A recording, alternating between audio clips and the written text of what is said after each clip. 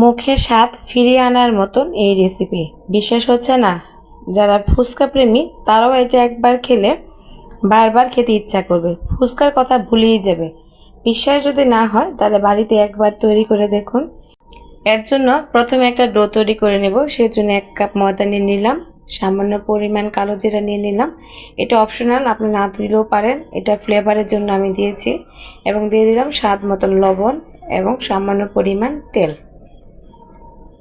এখন সবগুলো একসাথে ভালো করে মিশিয়ে নিব, যেন কোনো দানা দানা না থাকে। খুব ভালো করে হাতে মিশিয়ে নিব এবং সামান্য হালকা কুসুম গরম পানিতে অল্প অল্প করে এটা আমি মেখে নিব। একবারে পুরো পানিটা দিব না, একবারে পুরো পানিটা দিলে এটা অনুমান করে বোঝানো যাবে না, বেশি নরম হয়ে যেতে পারে। সেজন্য হাতে মাখবো আর অল্প অল্প করে পানি দিব। এটা হাতে মাখার সময় আপনি বুঝতে পারবেন যে কতটুকু লাগবে আপনার পানি। সেই জন্য অল্প অল্প করে এখানে আমি পানি দিব আর এরকম মথে দিব। যখন এরকম আঠালো হয়ে যাব দেখব, তখন সেখানে দিয়ে দিব সামান্য পরিমাণ তেল।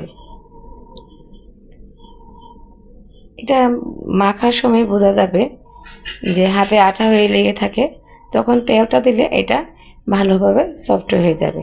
এই যে ভালো করে একটা ডো তৈরি করে নিয়ে নিব। এখন এটা রেখে দিব 10 মিনিটের জন্য, এটা আমি রেস্টে নিয়ে দেব।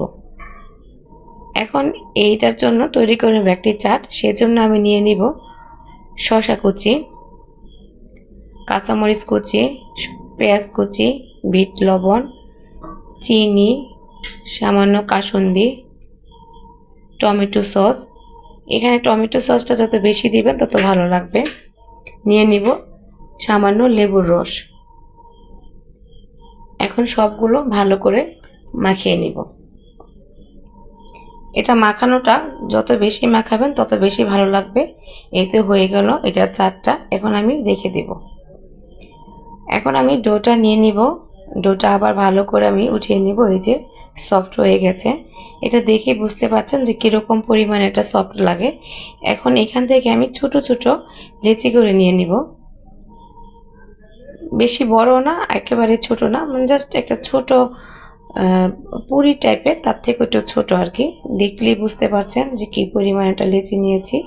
এটা ভালো করে আমি আগে মেখে নিব। এই তো এখন আমি সামান্য ময়দা দিয়ে এটা আবার আমি বেলে নিব। এমনভাবে বেলবো যেন খুব পাতলা না হয় এবং অনেকটা ভারী না হয়। এটা আপনি দেখলেই বুঝতে পারবেন যে কীরকম মোটা রেখেছি আমি। এই যে এরকম একটা মোটা ভাব থাকতে হবে। এখন আমি এটা রেখে দিয়ে আরেকটি বেলে নিচ্ছি। আবার দেখে নিতে পারেন আপনি যে কীরকম মোটা লাগবে। এখন আমি চুলার মধ্যে গরম তেল বসিয়ে দিয়েছি। প্রথম হাই ফ্লেমে আমি কড়াই তেলটা গরম করে নিয়ে নিব এবং পরে মিডিয়াম লো আঁচ তাপে এটা আমি ভেজে নেব। আমি এক এক করে কয়েকটা এটার মধ্যে দিয়ে দিলাম। এটা অল্প অল্প তাপে ভাজতে হবে, অনেক বেশি তাপ দিলে এটা পুড়ে যাবে, মচমচে ভাবটা আসবে না আর কি। সেজন্য মিডিয়াম লো তাপে এটা আমি ভাজবো। এই যে এরকম হালকা হালকা লাল হলে উল্টে পাল্টে এটা আমি ভালো করে ভেজে নেব, যেন জিনিসটা মচমচে হয়। কারণ এটা মচমচে না হলে এটা খাওয়াটা অতটা মজা লাগবে না। এই তো আমার ভাজা হয়ে গেছে, এখন খাবার পালা। এই তো আমার এটা হয়ে গেল। এখন এর ভিতরে এই চাটটা দিয়ে দিব। দেখতে অনেকটা ফুচকার মতন হলো, আসলে এটা কিন্তু ফুচকা না, এটা খেতে অনেক মজা। এটা একবার খেলে আমার বিশ্বাস আপনি ফুচকাকে হার মানিয়ে দিবেন। বিশ্বাস না হলে একবার বাসায় ট্রাই করে দেখবেন। যদি ভালো লেগে থাকে ভিডিওটা অবশ্যই কমেন্ট করে জানাবেন, আর কেমন হয়েছে তা অবশ্যই জানাবেন। আজকে এই পর্যন্তই, সবাই ভালো থাকবেন। আল্লাহ হাফিজ।